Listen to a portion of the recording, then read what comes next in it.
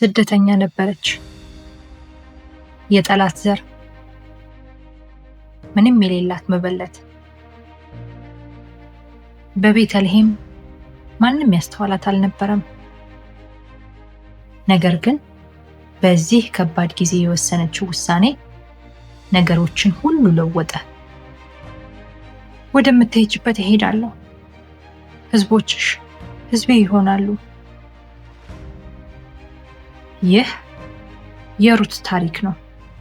የትውልድ ሀገሯን፣ የወደፊት ህይወቷንና ምቾቷን ለፍቅር ስትል አሳልፋ የሰጠች ሴት።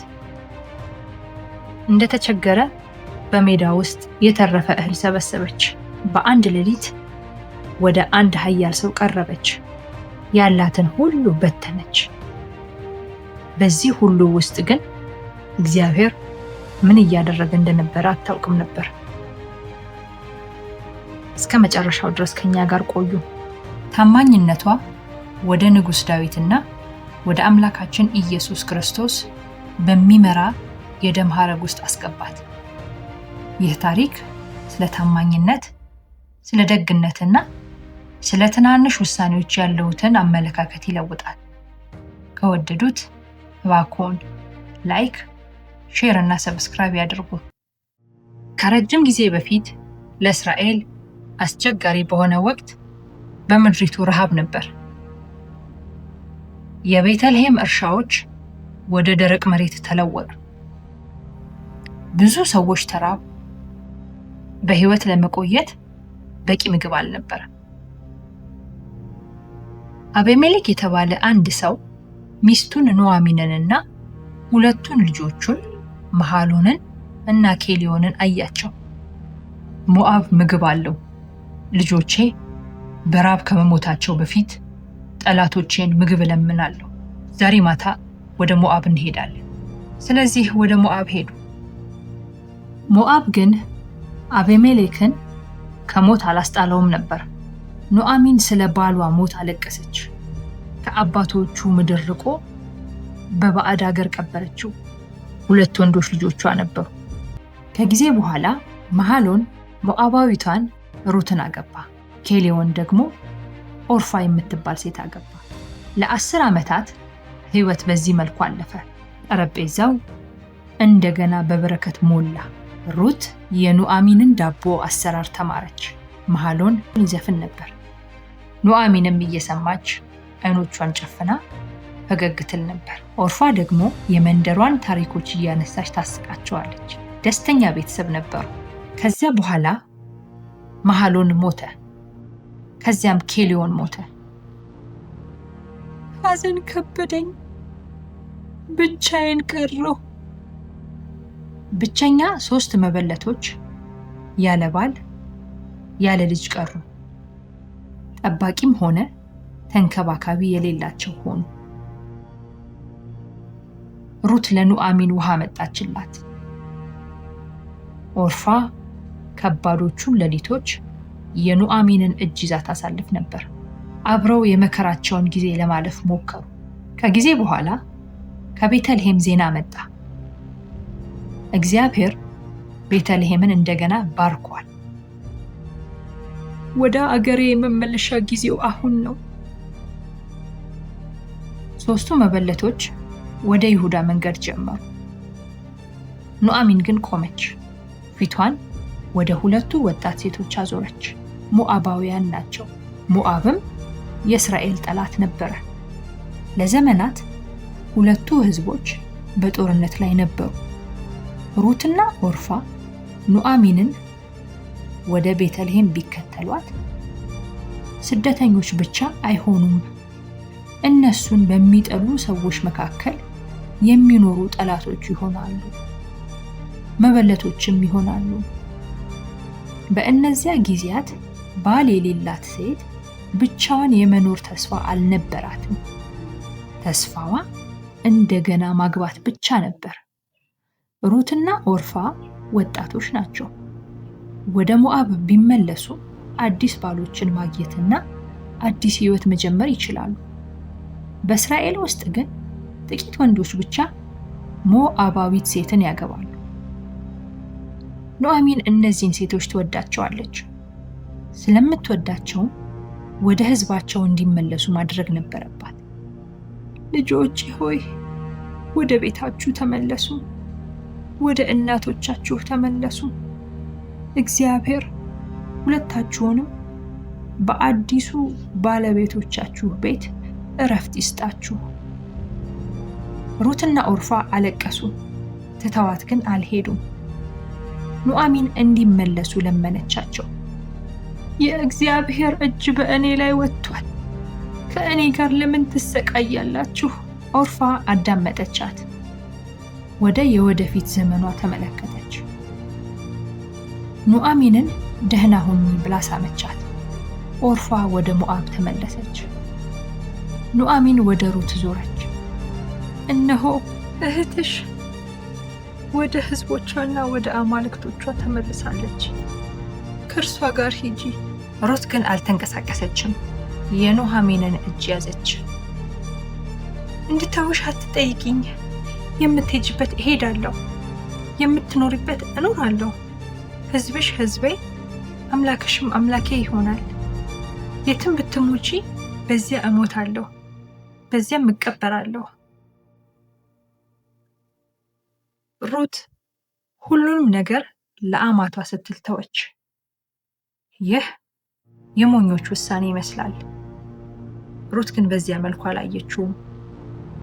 እርዳታዋ የሚያስፈልጋትን ሴት አየች። ስለዚህ ከምቾቷ ይልቅ ፍቅርን፣ ከፍርሃት ይልቅ እምነትን መረጠች። ኑዓሚን ሩት ከእርሷ ጋር ለመሄድ እንደቆረጠች ተመለከተች። ስለዚህ ሌላ ተጨማሪ ነገር አልተናገረችም። ቤተልሔም እስከሚደርሱ ድረስ ተጓዙ። ኑዓሚን ወደ ከተማው ስትገባ ብዙ ሰዎች ተመለከቷት። የመምጣቷ ወሬ በፍጥነት ተሰራጨ። ሴቶች ከቤታቸው ወጥተው በጎዳናዎች ላይ ተሰበሰቡ። ኑዓሚን ናት፣ ኑዓሚን ናት አሉ። በዕብራይስጥኛ የኑዓሚን ስም ትርጉም ደስ የሚል ማለት ነው። ደስተኛና የተባረከ ሕይወት ላላት ሴት የተሰጠ ስም ነበር። በፊታቸው የቆመችው ሴት ግን የሚያስታውሷት ኑዓሚንን ምኗም አይመስልም ነበር። ኑዓሚን አትበሉኝ፣ ማራ በሉኝ፣ ምክንያቱም ሁሉን ቻይ የሆነው አምላክ ሕይወቴን መራራ አድርጎታል። ማራ ማለት መራራ ማለት ነው። ኑዓሚን ስሟን መቀበል አቃታት። ታውቋት የነበረችው ሴት አይደለሁ። ከባሌ ጋር ሙሉ ሆኜ ሄጄ ነበር። ከወንድ ልጆቼ ጋር ተስፋ ነበረኝ። ነገር ግን አምላክ ባዶዬን መለሰኝ። ሰዎች ሁሉ በዝምታ ያዳምጧት ነበር። ሩት ዳር ላይ ቆማ ነበር። ለማንም የማትታይ ነበረች። ማንም አላስተዋላትም።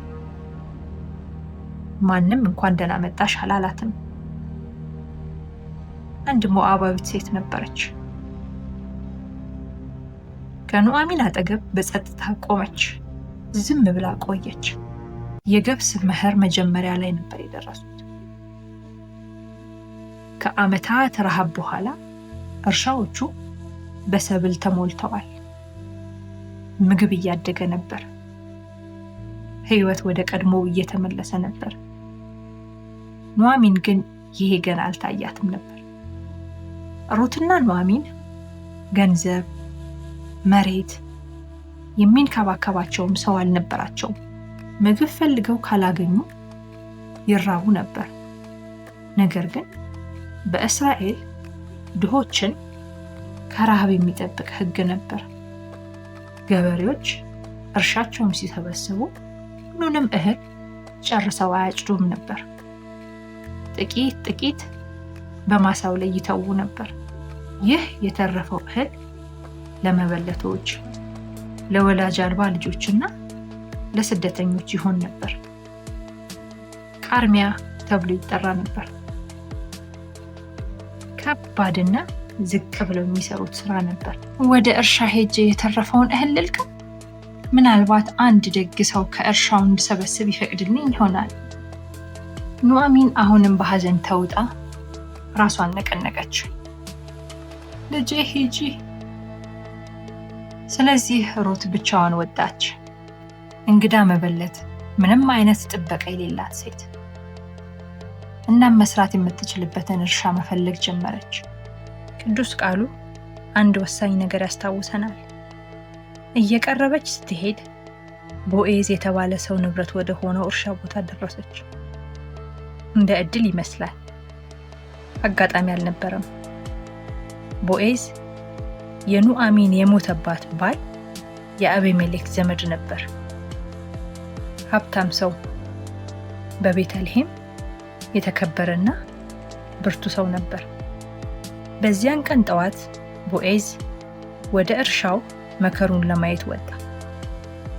ለሰራተኞቹ ሰላምታ አቀረበ። ስለ መልካም ተግባራቸውም አመሰገናቸው። ከዚያም ቦዔዝ አይቷት የማያውቃትን ሴት አየ። ያቺ ሴት ማን ናት ብሎ ጠየቀ።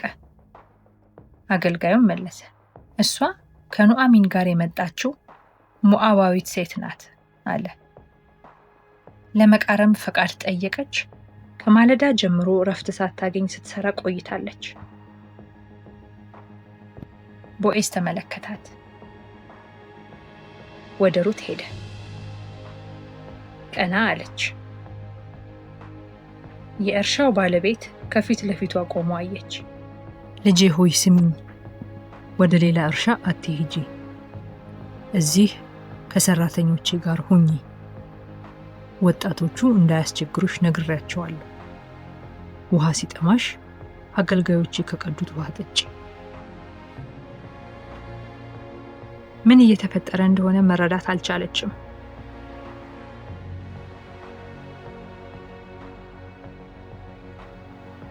ለምን እንዲህ ቸርነት ታደርግልኛለህ? እኔ እንግዳ ባዳ ነኝ። ታስተውለኝ ዘንድ ምንድን ነኝ? የቦዔዝ ምላሽ ሁሉንም ነገር ለወጠ።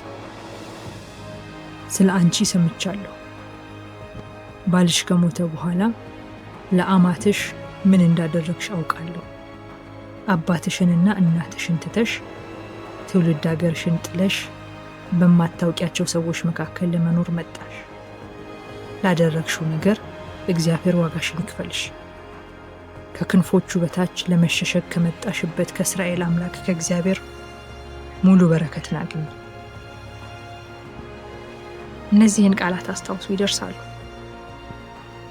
ሩት ራሷን ዝቅ አድርጋ ሰገደች። ጌታዬ ሆይ በጣም ደግ ሆነህልኛል። ከአገልጋዮችህ አንዷ ባልሆንም አጽናንተኸኛል። በምግብ ሰዓት ቦዔዝ የሚያዩትን ሁሉ ያስደነገጠ ነገር አደረገ። ስደተኛዋን የምትቃረመዋን ሩትን ከሰራተኞቹ ጋር እንድትበላ ጋበዛት። እንጀራ አቀረበላት። በወይን አድርጋ እንድትበላ ፈቀደላት። ለኑዓሚንም ወደ ቤት ለመውሰድ ከምግቡ ያዘች። ቦዔዝ ግን በዚህ አላበቃም። ሩት ወደ ስራዋ ስትመለስ አገልጋዮቹን በጸጥታ ወደ ጎን ወሰደ። በሚስጥር አዘዛቸው እህል እንድትሰበስብ። በታሰሩትም መካከል ቢሆን ተውሰድ፣ ስታጭዱም ሆን ብላችሁ በርከት አድርጋችሁ አስቀሩላት። እስከ ማታ ድረስ ሰራች። የሰበሰበችውን ስትመለከት በጣም ብዙ ነበር። ለብዙ ቀናት እሷንና ኑዓሚንን ለመመገብ የሚያስችል ነበር። ወደ ቤት በፍጥነት ተመለሰች። ኑዓሚን ሩት ምን ያህል እህል እንደሰበሰበች ስታይ ዓይኖቿ በአድናቆት ተከፈቱ። ዛሬ የተሰራሽ ማን ነው እንዲህ ያለ ደግነት ያደረገልሽ? የሰውየው ስም ቦዔዝ ነው አለች ሩት። የኑዓሚን ፊት ተቀየረ። ወደ ቤተልሔም ከተመለሰች በኋላ ለመጀመሪያ ጊዜ ተስፋ ታያት። ቦዔዝ ያ ሰው የአቤሜሌክ የቅርብ ዘመድ ነው። እሱ ከቤዛችን አንዱ ነው። ቤዛ በእስራኤል ባህል ይህ የቤተሰብ አባል ችግር ውስጥ ያለን ዘመድ የመርዳት መብትና ግዴታ ነበረበት። ቤዛ የጠፋውን መሬት መልሶ መግዛት ይችላል። ቤዛ የሞተውን ቤተሰብ አባል ስሙን ለማስቀጠል አንዲትን መበለት ማግባት ይችላል። ኑኃሚን ቤዛ ነበራት እና ሩት አገኘችው። የመከሩ ወቅት ቀጠለ። ከቀን ወደ ቀን ሩት በቦዔዝ እርሻ ውስጥ ትቃርማለች። እርሷ ብዙ እህል እየያዘች ወደ ቤት ትመለሳለች። ቦዔዝ ደግ ሆኖላት ነበር። እንዳይራቡ አደረገ። ሌላ ነገር ግን ምንም አላደረገም። ሳምንታት አለፉ። የገብሱ መከር አበቃ። ብዙም ሳይቆይ በእርሻ ውስጥ ተጨማሪ ስራ አይኖርም። ሩት ቦዔዝን ለማግኘት ምክንያትም የላትም።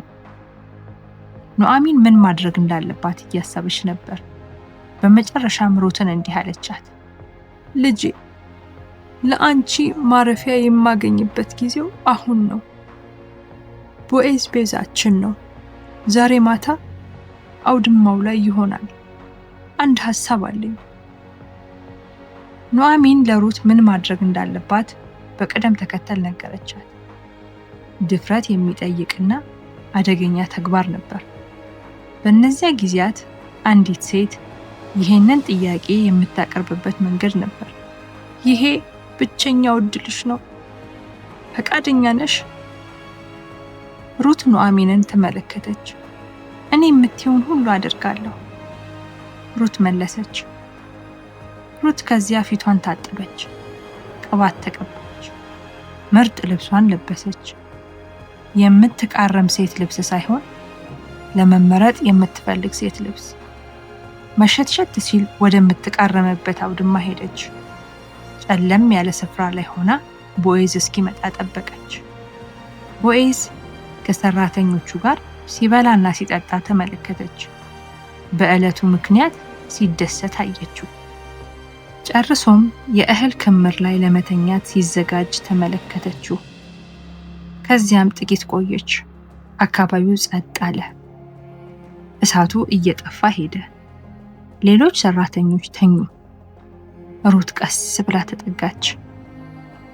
ቦዔዝ ጋር ደረሰች። በጥንቃቄ እግሩን ገለጠች። ከዚያም ተኛች። እኩለ ሌሊት ላይ ቦዔዝ መንቃት ጀመረ። አንድ ሰው እዚያ ነበር። ማነሽ? ድምፁ የመገረም ነበር። የሩት ሰዓት ደረሰ። እኔ ሩት አገልጋይህ ነኝ። ቤዛዬ ነህና ክንፎችህን በእኔ ላይ ዘርጋ። ክንፎችን መዘርጋት ቦዔዝ በሜዳ ውስጥ ከተናገራት ቃላት ጋር ተመሳሳይ ነው። እርሱ በእግዚአብሔር ክንፎች ስር ስለተሸሸገች ባርኳት ነበር። አሁን ቦዔዝ እሷን እንዲሸፍናት፣ እንዲጠብቃት፣ እንዲቤዣት፣ እነዚያ ክንፎች እንዲሆናት እየጠየቀችው ነበር። ዝምታ ሰፈነ። ከዚያም ቦዔዝ ተናገረ። እግዚአብሔር ይባርክሽ የኔ ልጅ። ይህ ደግነት አንቺ ለኑኃሚን ካሳየሽው የበለጠ ነው። ወጣቶችን ባለጠጋም ሆነ ድሃ ልትከተይ ትችይ ነበር። ነገር ግን ወደ እኔ መጣሽ። አትፍሪ። በዚች ከተማ ውስጥ ያለ ሰው ሁሉ አንቺ የተከበርሽ ሴት መሆንሽን ያውቃል። የጠየቅሽውን ሁሉ አደርጋለሁ። ነገር ግን አንድ ሌላ ሰው አለ። እሱ ከኔ የበለጠ የቀረበ ዘመድ ነው። የመቤዠትሽ የመጀመሪያ መብት አለው። እሱ እምቢ ካለ እኔ ራሴ ቤዥሻለሁ። ሩት ጎህ እስኪቀድ ድረስ በእግሩ አጠገብ ተኛች። ከዚያም ገና በደንብ ሳይነጋ ማንም እንዳያውቃት ለመሄድ ተነሳች። ቦዔዝ በእህል መያዣ ብዙ ገብስ ሞልቶ ሰጣት። ወደ አማትሽ ተመለሺ፣ ባዶ እጅሽን አትሂጂ አላት። ባዶ እጅሽን። ኑኃሚን ወደ ቤተልሔም ባዶ ሆና ተመልሳለች። አሁን ቦዔዝ ባዶ የሆነውን መሙላት ጀምሮ ነበር። ሩት ወደ ቤት በፍጥነት ሄዳ ለኑኃሚን ነገረቻት። ሁሉንም ነገር ነገረቻት። ታያለሽ ልጄ፣ ይሄ ጉዳይ እስኪፈታ ድረስ ቦዔዝ አያርፍም። ይሄ ቀን ከማለቁ በፊት መልሳችንን እናገኛለን። ቦዔዝም በዚያው ጠዋት ወደ ከተማው በር ሄደ። በእነዚያ ጊዜያት በሩ ወደ ከተማው መግቢያ ብቻ አልነበረም። ሽማግሌዎች የሚሰበሰቡበት፣ የተጣሉ የሚታረቁበት፣ ሕጋዊ ጉዳዮች በምስክሮች ፊት የሚፈቱበት ቦታ ነበር። በበሩ ላይ የሆነ ነገር ቢደረግ የተደረገውን ነገር ከተማው ሁሉ ያውቅ ነበር። ቦዔዝ በሩ ጋር ተቀመጠና ጠበቀ። ብዙም ሳይቆይ ቅርብ የሆነው ዘመድ የሚቤዣቸው ሰው መጣ። ቦዔዝ ጠራው። ና ወዳጄ፣ ከኔ ጋር ተቀመጥ፣ ልንወያይበት የሚገባ ጉዳይ አለ። ሰውየውም ተቀመጠ። ቦዔዝ ከዚያም 10 የከተማውን ሽማግሌዎች የተከበሩትን ሰዎች ሰበሰበ። በክብ ዙሪያ ተቀመጡ። ሁሉም ቦዔዝን መመልከት ጀመሩ። በጥንቃቄ መናገር ጀመረ። ከሞዓብ የተመለሰችው ኑዓሚን የባለቤቷን መሬት ትሸጣለች። አንተ የቅርብ ዘመድ ነህ። የመግዛት የመጀመሪያው መብት አለ። ከፈለክ ተቤዠው፣ ካልሆነ ግን ንገረኝ፣ ምክንያቱም እኔ ቀጣዩ ነኝ። ሰውየው ጭንቅላቱን በመስማማት ነቀነቀ። መሬት ጥሩ ዋጋ ያለው ነገር ነው። ይህ መልካም አጋጣሚ ነበር። እቤዠዋለሁ አለ። ቦዔዝ ግን አልጨረሰም። አንድ ተጨማሪ ነገር አለ። መሬቱን በምትገዛበት ቀን የሟቹን የባሏን የቤተሰብ ስም ለማስቀጠል ሞዓባዊቷን ሩትን እንደሚስትህ አድርገህ መውሰድ አለብን። የሰውየው ፊት ተለዋወጠ። በዚህ ባህል መሰረት ሩት ወንድ ልጅ ቢኖራት ያ ልጅ የአባቱ ስም የሟቹ ሰው ስም ይሆናል፣ የቤዛውን ስም አይደለም። መሬቱ ለዚያ ልጅ ይተላለፋል። አልችልም፣ ውርሴ ይጎዳል። የቤዛ መብትህን ራስህ መውሰድ ትችላለህ። በእነዚያ ጊዜያት ስምምነትን ለመግለጽ ጫማ የመቀያየር ልማድ ነበር። ሰውየው ጫማውን አውልቆ ለቦዔዝ ሰጠው። ቦዔዝ ወደ ሽማግሌዎቹና ወደ ሕዝቡ ሁሉ ተመለከተ። የአቤሜሌክና የልጆቹ የሆነውን ሁሉ ገዛው። እኔም የሟች ባሏ ስም ከዚች ከተማ እንዳይጠፋ ሞዓባዊቷን ሩትን ሚስቴ እንድትሆን ወስጃታለሁ። እናንተ ምስክሮች ናችሁ። ሕዝቡም በድርጊቱ ደስ አላቸው፣ መረቁትም። እኛ ምስክሮች ነን። እግዚአብሔር ይህችን ሴት የእስራኤልን ቤት እንደሰሩት እንደ ራሔልና ሊያ ያድርጋት። አንተም ቤትህ ትዕማር ለይሁዳ እንደወለደችው እንደ ፋሬስ ቤት ይሁን።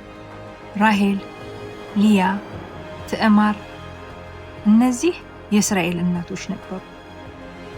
ትዕማርም እንደ ሩት በእግዚአብሔር ታሪክ ውስጥ ቦታዋን ያገኘች ስደተኛ ነበረች። አሁንም ሩት ከእነርሱ ጋር ትቀላቀላለች። ይህ በሞት የጀመረው ታሪክ አሁን ወደ ሕይወት ተለወጠ። እግዚአብሔር ሩትንና ቦዔዝን ባረካቸው። ጸነሰችና ወንድ ልጅ ወለደች። የቤተልሔም ሴቶች ወደ ኑዓሚን ተሰበሰቡ። እነዛ ባዶዋን ስትመለስ አይተው ይህቺ ኑዓሚን ናት እያሉ ያንሾካሾኩትን ሴቶች አሁን ሊመርቋት መጡ። ዛሬ ያለ ቤዛ ያልተወሽ እግዚአብሔር ይመስገን። ይህ ልጅ በእስራኤል ሁሉ ታዋቂ ይሁን። እሱ ሕይወትሽን ያድሳል፣ በእርጅናሽ ይንከባከብሻል። ከዚያም ኑዓሚንን እጅግ ደስ የሚያሰኛትን ነገር ተናገሩ። የምትወድሽ ምራትሽ ወልደዋለችና እሷ ከ7 ወንዶች ልጆች በላይ ነች። ከ7 ወንዶች ልጆች በላይ። በእስራኤል 7 የሙሉነት ቁጥር ነበር። 7 ወንዶች ልጆች መኖራቸው ቤተሰብ ሊያገኘው የሚችለው ትልቁ በረከት ነበር። ከዚህ በላይ የሆነ ምስጋና የለም።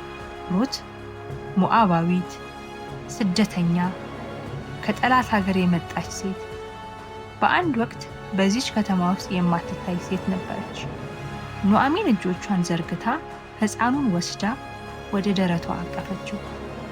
ቅዱሳት መጻሕፍት እንደሚሉት በጭኗ ላይ አስተኛችው። እናም ተንከባካቢ ሆነች። ሴቶቹ ለልጁ ስም አወጡለት፣ ኦቤድ። ኦቤድ አድጎ ወንድ ልጅ ይወልዳል። ስሙም እሴይ ይባላል። እሴይም ዳዊት የሚባል ልጅ ይወልዳል። ከሁሉም በላይ ታላቅ የሆነውን የእስራኤል ንጉሥ።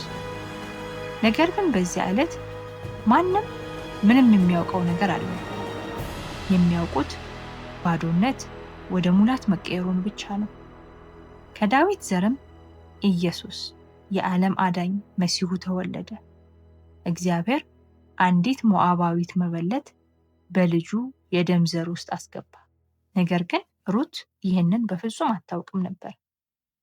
በአቧራማው መንገድ ላይ ለወሰነችው ውሳኔ ታማኝ ሆና መቀጠሏን ብቻ ነበር የምታውቀው። ከዚህ ጥንታዊ ታሪክ ምን እንማራለን? ከሩት የታማኝነትንና የፍቅርን ኃይል እንማራለን። ኑዓሚንን ትታ ለመሄድ በቂ ምክንያት ነበራት። ምንም የሌላት መበለት ነበረች። ገንዘብ የላትም፣ የወደፊት ተስፋም የላትም። ነገር ግን ሩት ፍቅርን በምታገኘው ነገር አልለካችውም። ወደምትሄጂበት እሄዳለሁ አለች። ያለችውን አደረገች። ታማኝነቷ ስሜት ብቻ አልነበረም፣ በየዕለቱ የምታደርገው ውሳኔ ነበር። ሕይወት ከምቾትና ከፍቅር እንድንመርጥ ስትጠይቀን ሩት መንገዱን አሳየችን። ከቦዔዝ እውነተኛ ደግነት ምን እንደሚመስል እንማራለን። ርህራሄ ብቻ አይደለም የተሰማው፣ ርህራሄውን በተግባር አሳየ። ሩትን በእርሻ ውስጥ ተንከባከባት። ሳትሰማ ሰራተኞቹን ተጨማሪ እህል እንዲተውላት አደረገ። ሌሎች ችላ ሲሏት በአደባባይ አከበራት። ቦዔዝ ፍቅር ቃላት ብቻ እንዳልሆነ ያስታውሰናል። ማንም ሰው በማይመለከትበት ጊዜ የምናደርገው ተግባር ነው። ከኑዓሚን ባዶነት መጨረሻ እንዳልሆነ እንማራለን። ሕይወት መራራ ሆናባት ተሰብራ ወደ ቤተልሔም ተመለሰች። ሕዝቦቿ ማራ ብለው እንዲጠሯት ነገረቻቸው። ማራ ታሪኳ እንዳበቃ አምና ነበር። እግዚአብሔር ግን አልጨረሰም። ሕይወት ባዷችንን እንደሆነን ሲነግረን የኑዓሚን ታሪክ በሹክሹክታ እንዲህ ይለናል። ቆይ ታገሱ፣ እግዚአብሔር አሁንም እየሰራ ሊሆን ይችላል። ሁሉም ነገር ሲያልፍ ከዚህ የበለጠ ነገር እናያለን ይለናል። ቦዔዝ ቤዛ ነበር፣ መበለቲቱን ለማዳን ዋጋ የከፈለ። ነገር ግን ይሄ ታሪክ ወደ ሌላ ቤዛ ያመለክታል። በሕይወቱ ይቅርታና ዘላለማዊ ሕይወትን ወደ ሰጠን ወደ አምላካችን ኢየሱስ ክርስቶስ። ይህንን ታሪክ ከወደዱት የኤፍታህ ቲዩብን ሰብስክራይብ እንዲያደርጉ እንጋብዞታለን።